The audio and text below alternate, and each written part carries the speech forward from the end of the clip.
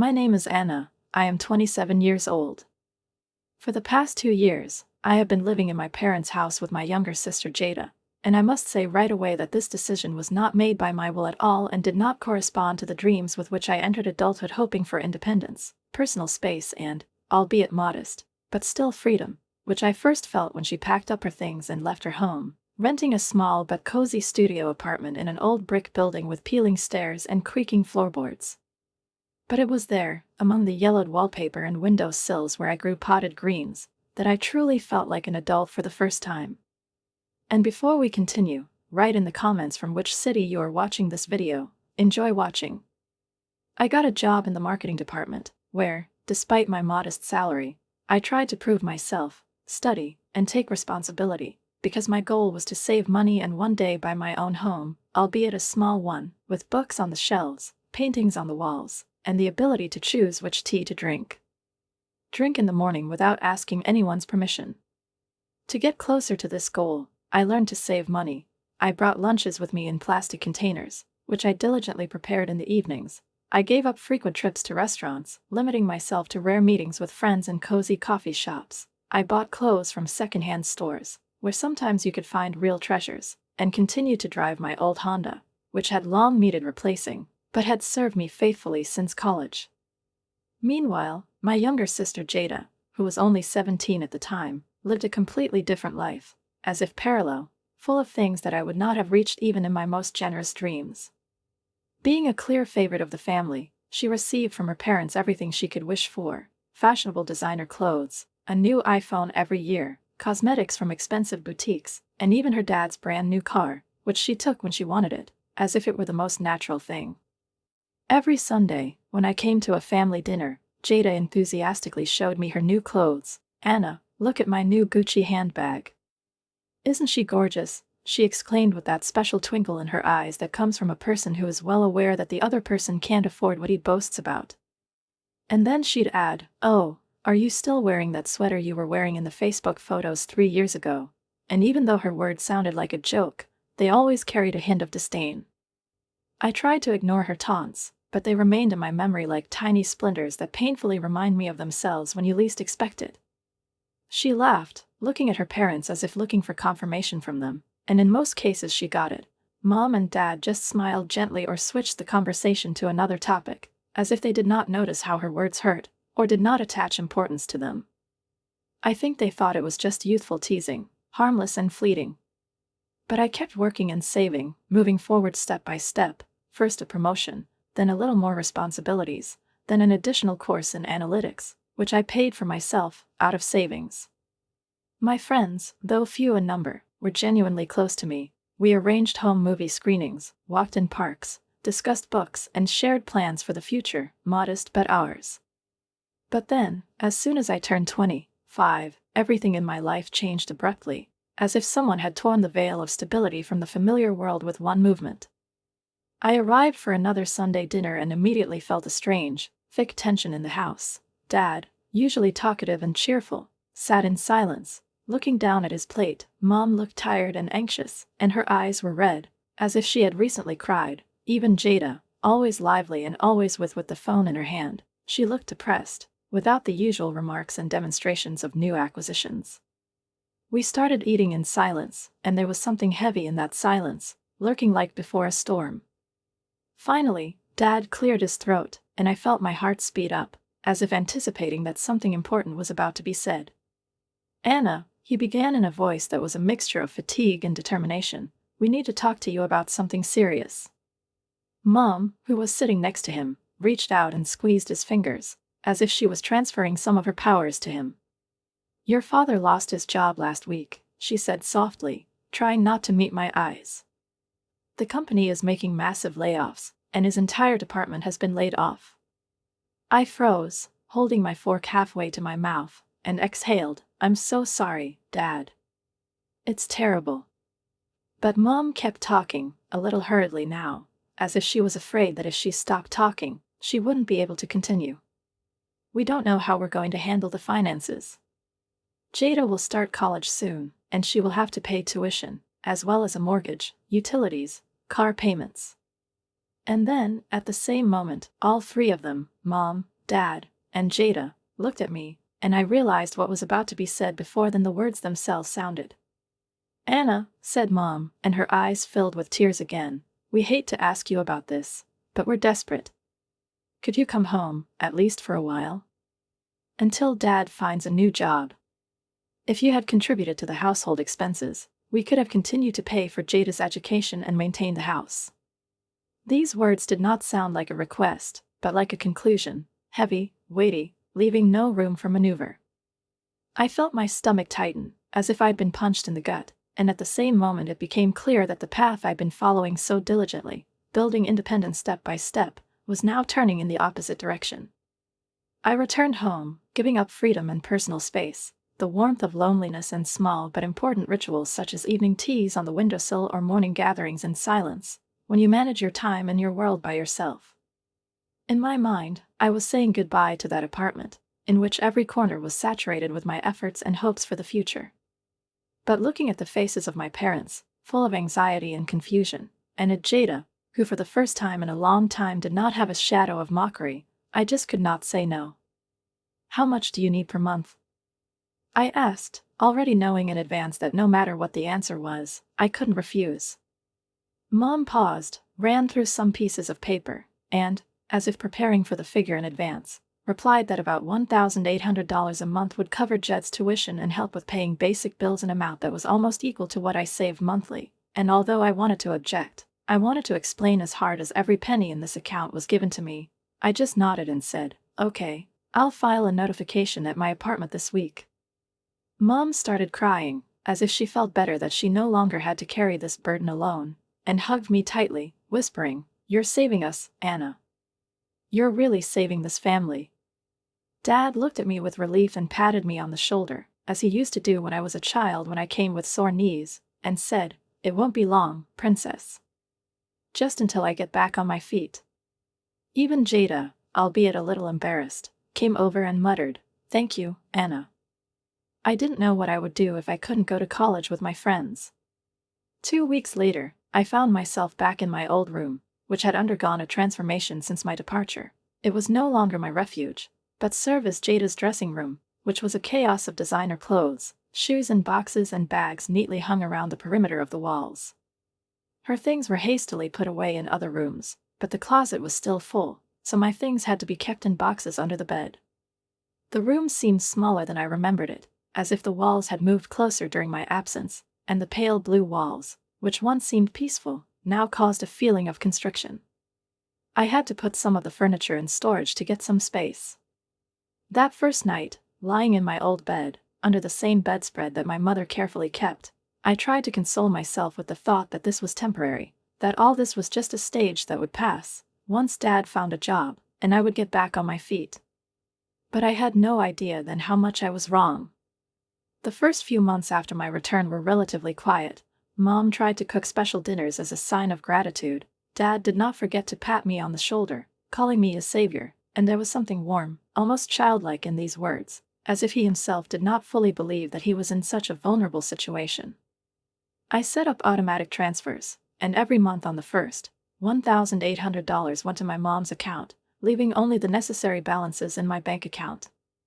I consoled myself with the thought that it was for the family, that everything would get better. 3 months later, Dad finally found a new job. That evening, we opened a bottle of champagne that my mother had been saving for a special occasion, laughed, toasted, and for the first time in a long time, I allowed myself hope. "So I guess I can start looking for my own place again?"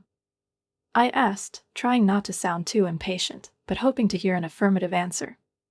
However, Mom suddenly frowned, her smile faded, and, lowering her eyes, she said, "Well, the thing is, Anna, your father's new salary is not what we had hoped for." Dad stared at his plate in silence, and then added softly, "That's barely half of what I used to earn." Mom looked at me, gently but with concern, "We still need your help." I felt something sinking inside, like an elevator stuck between floors. I nodded, holding back my disappointment. Of course, family comes first. But over time, what at first seemed temporary and even noble began to slowly and painfully transform.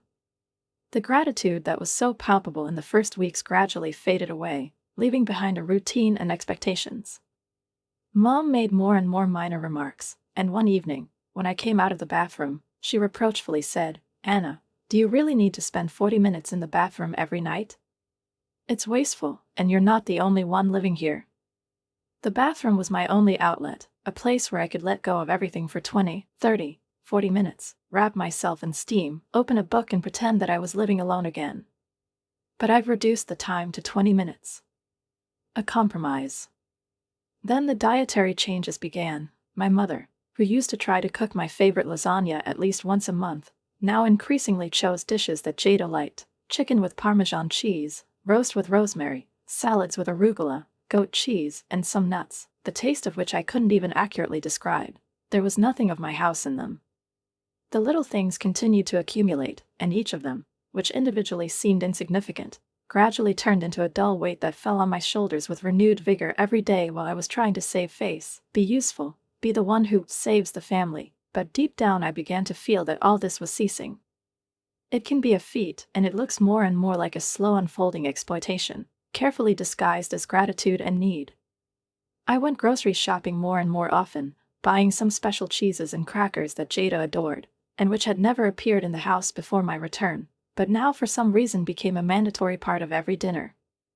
Dad unceremoniously asked me to give him $40 for gas, before payday, as he put it, and, of course, I gave it without asking a single question, but also without getting the money back. Mom once quietly said that for some reason her card didn't work when she was at the hairdresser, and could I transfer her $100, just this time until she figured it out. I transferred it, of course, but inwardly I already knew that this money would go into the void. And all this against the background of how Jada appeared in the house with new things: shiny high-heeled shoes from a famous brand, a backpack that cost more than half of my monthly rent when I was still living alone, and a new smartwatch, the latest generation model. One day, when she returned with an armful of bags and was arranging her purchases on the kitchen table, not hiding or feeling the slightest embarrassment, I couldn't stand it and, trying to remain calm, asked, "Where do you get the money for all this, Jada?" She didn't even look at me, just snorted and threw, "Mind your own business." I hesitated, and then I said, "Just because you decided to live like a madwoman doesn't mean I have to do the same." She froze, her eyes darted at me, full of contempt, but I did not look away. I should have pushed harder, made her answer, figured it out, but I backed off, thought, okay, not now. It was a mistake. A big mistake. That Friday, returning home after a hard week, when my boss handed me an urgent project at the last moment that needed revision, I felt empty, dreaming only of a hot bath, silence, and a few pages of my favorite book before going to bed. But as soon as I crossed the threshold, Jada, literally jumping with excitement, ran out of the living room, as if she had been waiting for me on purpose. "That's it. I need $700, she announced, not even bothering to greet me. I blinked, not immediately realizing what I had heard. "We're going to the beach for 3 days, with friends. Everyone has already paid, and I'm the only one left. We urgently need to contribute our share. And you think I'm just going to give you $700? I asked, barely able to contain my amazement. Her joyful expression instantly disappeared. "Why not? You don't spend money on anything else," she said with venom in her voice, and immediately added, "You're paying $1,800 a month to run this place." I whirled around. "I don't have any extra money for your beach weekend," I said dryly. She snorted and waved it away. "God, you're so stingy." "It's just money." Something snapped in me. Years of restraint, tension, constant self-denial, deferred desires, all this broke through. "No, it's not just money," my voice got louder. "This is my hard-earned money, for which I work 50 hours a week. Maybe if you got a job like I did in college, instead of sitting on everyone's neck, you would understand what money really means." Her eyes widened as if she'd been slapped. "I have classes. I don't have time for work," she shouted, clearly defending herself. I couldn't help myself. "You're just lazy and arrogant." She immediately burst into sobs, loud and theatrical, so that the whole house was filled with the sound.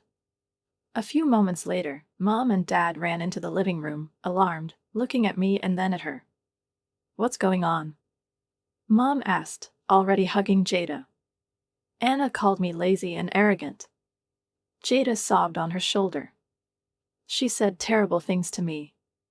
Dad turned to me, frowning. "Is that true?" I nodded, trying to keep my voice level. She asked me for $700 for the trip, and I refused. I just said that she should try to earn money on her own. Mom flared up. "How dare you talk to your sister like that in our house?" I couldn't stand it. "In your house, which, by the way, I helped pay for." Mom blushed. "That's it. Every time we have a disagreement, you throw your money in our face." I looked at all three of them, at the angry faces of my parents and at Jada, huddled into my mom with a smug expression behind her tears, and suddenly realized that they either didn't want to see what was happening or simply couldn't face the obvious. "Okay," I said in a strangled voice. "I'm going to my room." I closed the door, sat down on the bed, and sat for a long time, feeling my whole body tremble with anger, resentment, and emptiness. It wasn't what a family should be. It was something else. It was like a trap. From that night on, I started to look more closely. Pay attention. Notice. On Fridays, Mom, Dad, and Jada often went out, saying they were visiting their aunt or going to some school event. But later I began to find receipts in the laundry from expensive restaurants, those where I and my friends couldn't afford to go. Jed's closet was full of new clothes again. She bought a MacBook, ostensibly to study. Then a camera, fashionable, expensive, for a photography course. Meanwhile, I was still driving my old, battered 10-year-old car, which screeched at every turn, as if protesting against continued service, but which, as luck would have it, I couldn't afford to replace, and I wore clothes until the fabric literally began to come apart at the seams, and every wash it became the last one, and then it was just a neatly mended hole hidden under a cardigan or scarf. So 6 months passed, then a year, and then all 18 months, during which, every time I timidly raised the topic of the Congress, of returning to my own life, of trying to embark on the path to the dream of a home again, a new, as if pre-prepared, financial crisis appeared, which he immediately made my presence here not only desirable, but vital.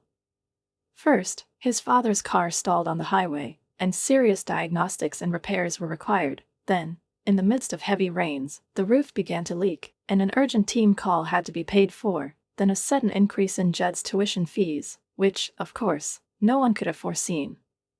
I felt like I was trapped in a cage with transparent walls, where everything is visible, everything is nearby, but you can't reach your freedom. My dream of owning my own place, once so clear and achievable, now seemed like an unattainable fantasy, vague, as if seen through a cloudy glass, and every day only distanced me from it. But, worst of all, I began to realize that my family no longer feels grateful to me, does not express it even in the slightest signs of attention or recognition.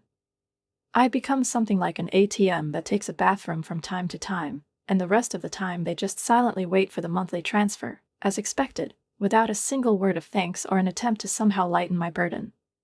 It's been almost 2 years since I crossed the threshold of my parents' house again, hoping to temporarily help, temporarily support, temporarily sacrifice myself. Since then, my savings account, which was once happy with every new arrival, has frozen. The amount on it has not grown. It even decreased slightly when I decided to close unexpected expenses a couple of times without explaining it to my family. Every time I thought about how far away my goal was now, to have my own corner, to have the right to peace and quiet, I was overcome by longing, which could no longer be stifled by a hot shower or a book at night. The tension in the house began to be felt even in the air. It thickened between the walls, like dust that settled imperceptibly, but inevitably. I started staying late at work, taking on more tasks, leaving later rather than coming home, and more often I sat in my car parked outside the office in the evenings, mindlessly flipping through apartment ads, knowing full well that I couldn't afford any of them, and it didn't matter which one that I continued to search with masochistic hope, even knowing that the next day I would transfer $1,800 to my parents again, as scheduled.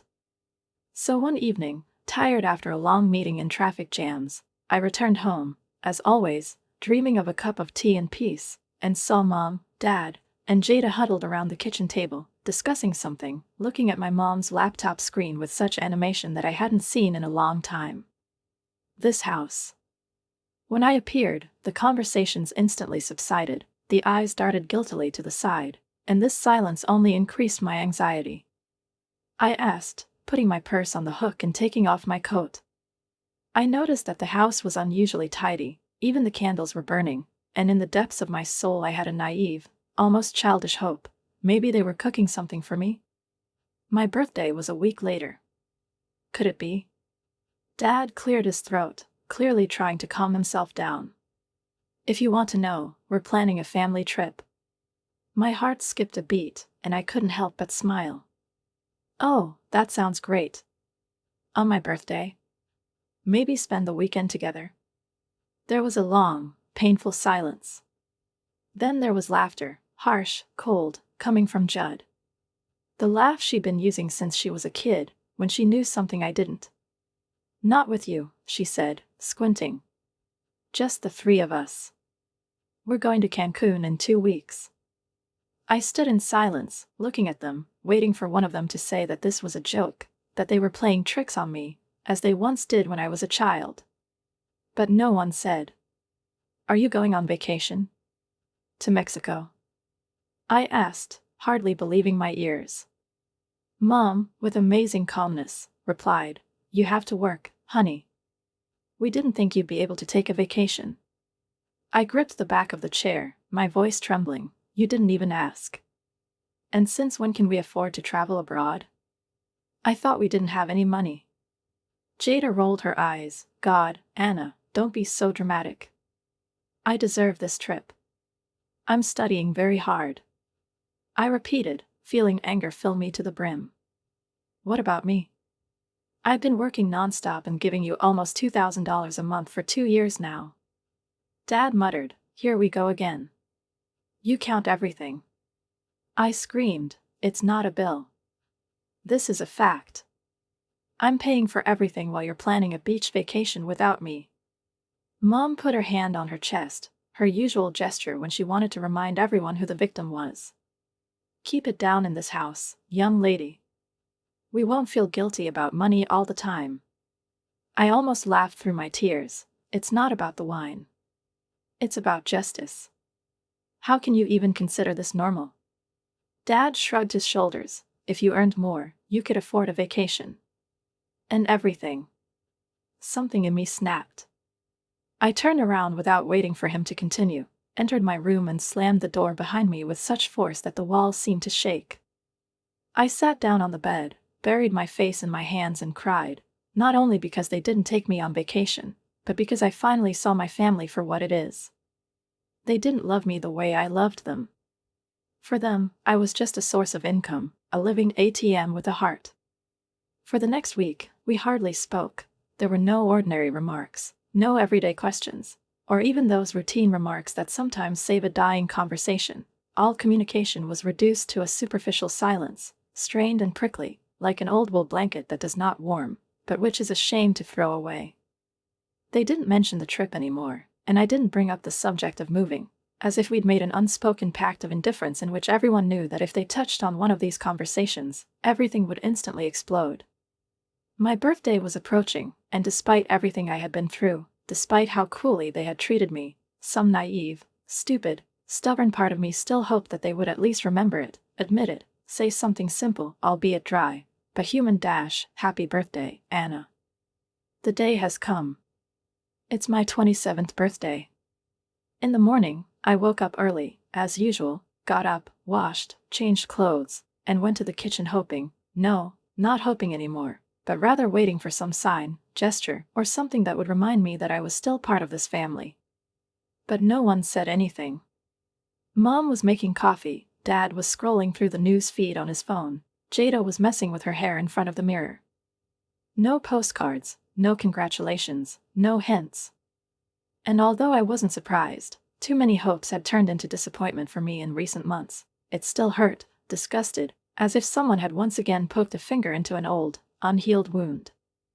After work, in an attempt to brighten up the evening, I stopped at the supermarket and bought myself a small chocolate cake with "Happy Birthday" written on it in white cream icing, not my name, not the date, just a template, but at that moment it was all I had the heart for. I thought maybe we could at least sit down together, have a bite, even if there was tension between us, even if no one felt joy. But isn't that what family is all about? The ability to be around, even when it's hard? When I entered the house, carrying a cake in one hand and a bag in the other, I was genuinely surprised. Mom, Dad, and Jada were sitting at the dining table, dressed better than usual, as if they were going to an evening reception. There was a large box on the table, neatly wrapped in shiny paper and tied with a red bow. Mom looked at me and smiled tightly. Here she is, the birthday girl. I put the cake on the table, feeling awkward and confused. I bought us something sweet, I said softly. Jada gave the cake a scornful look. You shouldn't have bothered, she said. I looked at the box. What is it? I asked, uncertainly. Dad pushed it towards me. Your birthday present. Come on, open it. For a moment, a spark of hope flared up in my chest, like when I was a child, when I thought that I was about to get what I had dreamed of for a long time. Maybe they cared. Maybe, despite everything, they did their best. I untied the bow, took off the lid and looked inside. There was a new suitcase, sleek and expensive looking, with lots of compartments and shiny fittings that glittered in the lamplight. Wow, it looks really cute, I muttered, surprised. Are we going somewhere after all? And then there was laughter. All three of them laughed, but it wasn't the kind of laugh that warms, but the kind that hurts, sharp, mocking. Of course you're going, Dad said, grinning. Mom leaned forward, her face remained stony, although her voice sounded soft. We want you to pack your things in this suitcase and get out of our house. Tomorrow morning. I froze. What? I gasped. We're kicking you out, Jada added happily. I'll turn your room into a wardrobe again. I couldn't believe what was happening. Why now? Why is it like this? I stammered. Dad shrugged his shoulders. Because we're tired of your attitude. We're tired of you throwing things in our face all the time, that you're helping us financially. I opened my mouth to protest, but Mom stopped me with a sharp wave of her hand. We don't need your money anymore. Your father got a promotion 6 months ago. He's been making decent money for a long time. We just didn't want to tell you. My heart sank. So you lied to me? I asked, my voice shaking. Did you keep taking my money when you didn't need it? Dad looked at me coldly. Consider this compensation for the years we raised you. I looked at them, at their faces full of contentment and cool calm, and I didn't recognize any of them. These people were strangers to me. Without saying a word, I got up and went to my room. I didn't scream. I didn't cry. I just felt a strange sense of clarity, lightness, even liberation. This birthday, in its perverse, painful manifestation, has become a real gift. He showed me the truth. He showed me who was who. And that it was really time for me to leave. I didn't go to their place for a cake.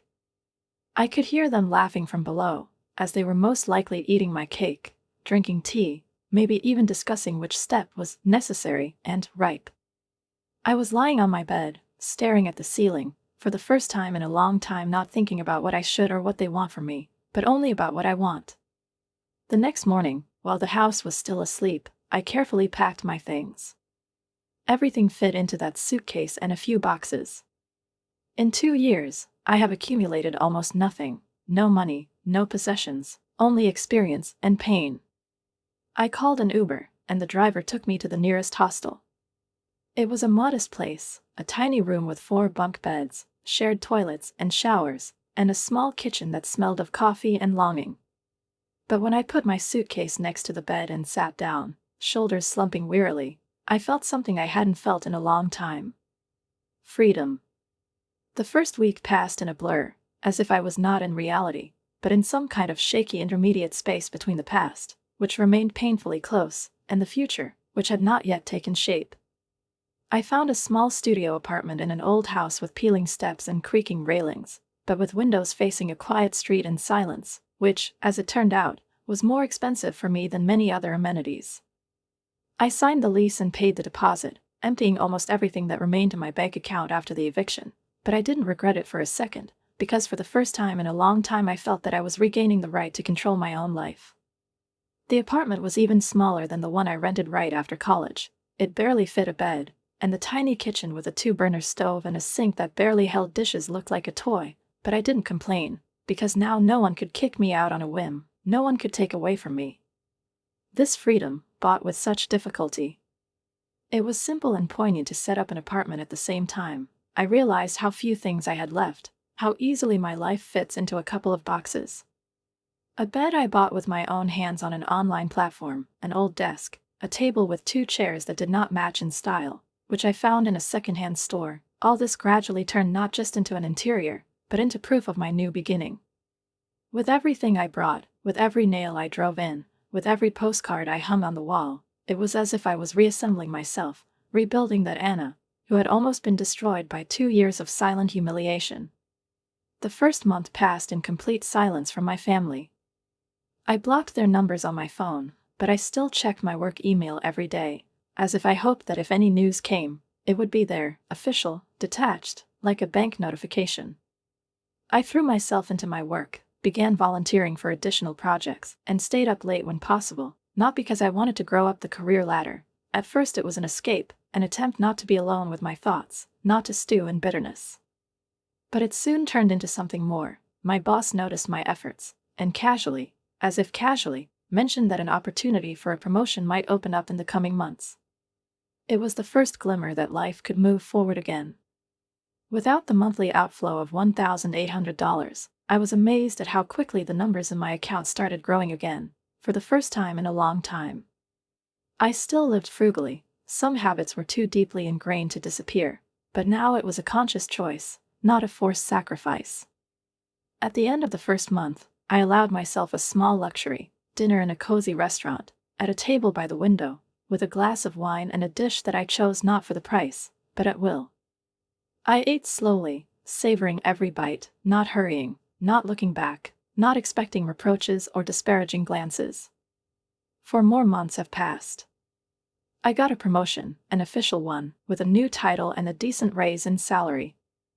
I started studying assistance programs for first-time home buyers, reading with interest the mortgage conditions, carefully calculating interest and monthly payments, and for the first time in many years I allowed myself to think, maybe my dream is not so unattainable. Exactly 6 months after my eviction, which is what I still mentally called it, I received a call from an unknown number. I almost ignored him, about to toss the phone aside, but something in the back of my mind told me to answer it. "Hello?" I said. The answer was a voice that made me shudder. "Anna." "It's Mom." My heart sank. Her voice was sickly sweet, as it always was when she wanted something. "What do you want?" I asked evenly, without irritation, but also without concern. "Don't be like that, honey. I'm calling because we need to talk. Can you come to our house? It's important." "No," I said, not hesitating for a second. "Whatever you want to say it now." There was a pause, and I could almost hear her thinking about how to arrange the words. "Good," she sighed, exaggeratedly theatrical. "Your father lost his job again. They started getting new layoffs, and he got laid off." "That's unfortunate," I replied, not allowing any emotion to seep into my voice. "He's certainly looking for something, but the market is terrible," she continued. "The accounts are piling up, the bank is threatening withdrawal. We're desperate." I was silent, knowing that she was only hesitating for dramatic effect, waiting for me to offer help first. "We need your help, Anna. We want you to move back in and start helping with the bills again, like before." I laughed. Not loudly, not hysterically, but sincerely, from that surprise, from the arrogance that bordered on the absurd. "Are you kidding?" I said. "After they kicked me out on my birthday? After lying to me for months and taking my money when you didn't need it?" "We made a mistake," she said hurriedly. "You know your father's character. We were under pressure. Sometimes people say things they don't mean. No, I interrupted. I'm not moving. Not now. Not ever. But we're your family, she protested. We need you. You should have thought about that before treating me like trash for 2 years, I replied and hung up without waiting for an answer. After a few minutes, the phone started vibrating non-stop. New numbers, new attempts to call, and then messages. Mom, Dad, even Jada. I blocked everything I could. Over the next few days, they tried everything: letters, pleas, threats, manipulations, messages from other numbers, and then, most worryingly, someone placed an envelope with a handwritten letter under the door of my apartment, and this was especially frightening because I did not give anyone my new address. I ignored everything. I've already given them too much.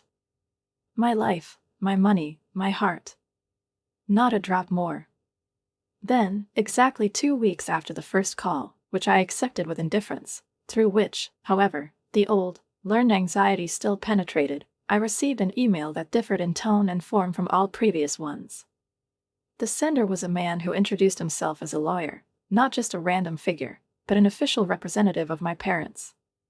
The message was written coolly, without unnecessary emotions, in businesslike and threatening language, in which every paragraph was adjusted so as to leave no doubt. It was a demand, not a request. The gist of the letter was that my parents were allegedly making a financial claim to me in the amount of $24,000, presenting it as compensation for room and board for the 2 years I spent under their roof, according to their calculations, $1,000 a month, as if I were a guest at a motel, and not a daughter who gave almost everything she had for the sake of her family's well-being. My first reaction was instinctive. I almost clicked delete, deciding that this was another pathetic attempt at intimidation, manipulation, disguised as legal tinsel, but something in the design of the letter, in the signature, in the structure of the document looked plausible, too professional to dismiss right away. A quick search of the name and contact details confirmed that the lawyer really exists and works in a small but reputable firm. A slight panic came over me, not out of fear of losing, but from the feeling that these people, whom I called my family, were ready to take such steps to bring me back into their orbit, not with love, not with care, but with a threat.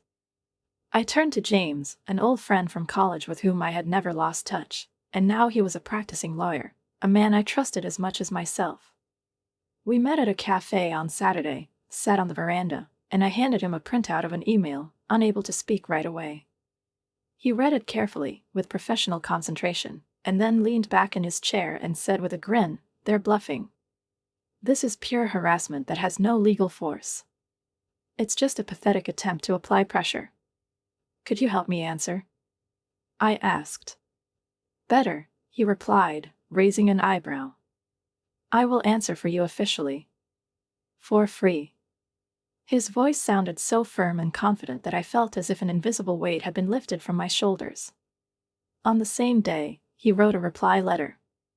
It was impeccable, seasoned, legally verified, but at the same time crushing in essence.